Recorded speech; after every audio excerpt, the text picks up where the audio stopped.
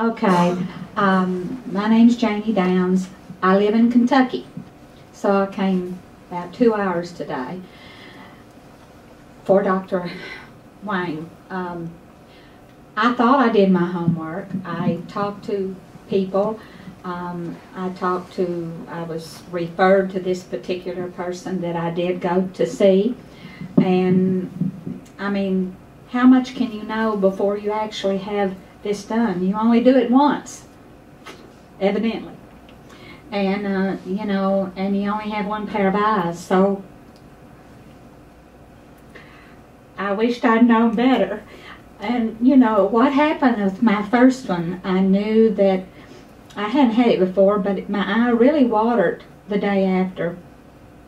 And I was told to come back in a week.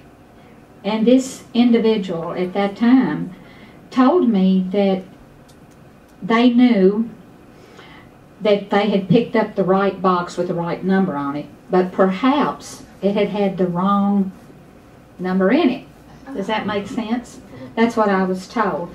And, you know, I didn't get upset. I just asked some questions. Well, if it doesn't improve, is there something that we can do?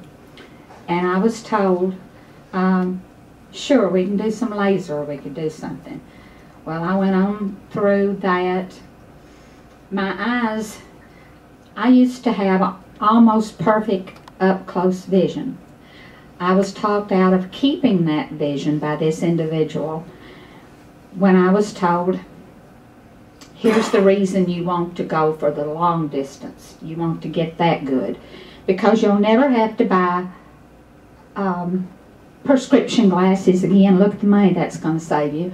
And you can go use buy cheap pair of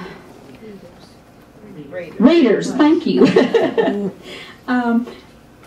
And now I had to debate on that because I love my up close. That's my best buddy. I love to read, and I've not been able to read very much since this. It's hard for me to keep the line. I mean, I read a line across, and I really need a bookmarker to go, or I'll jump down 2 or 3 lines. And I had a very bad experience with her towards the end. She did. Okay. I didn't mean to say that, but anyway, we know it was a woman now. And but anyway, I might as well go ahead and say she. At the end, she was very, very awful to me. She kept slapping her hands together and pointing that finger at me and saying, "You just don't want to wear glasses." Really?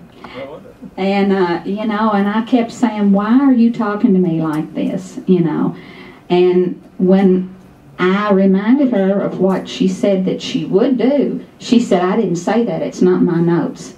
She said that to me umpteen times, and I finally said to her, "Well, what are you trying to tell me, that I should have been taking notes?"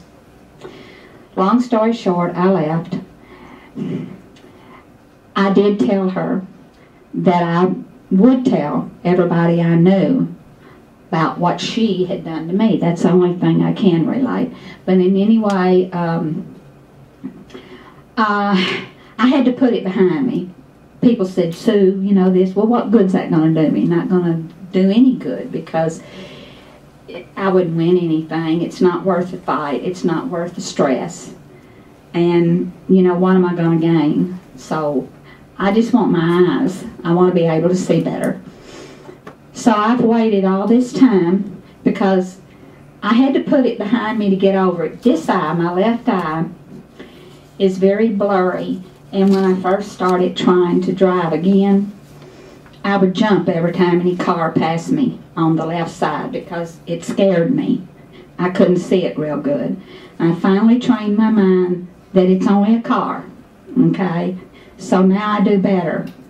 And I just had an awful experience. I'm not bitter. That wouldn't do me any good.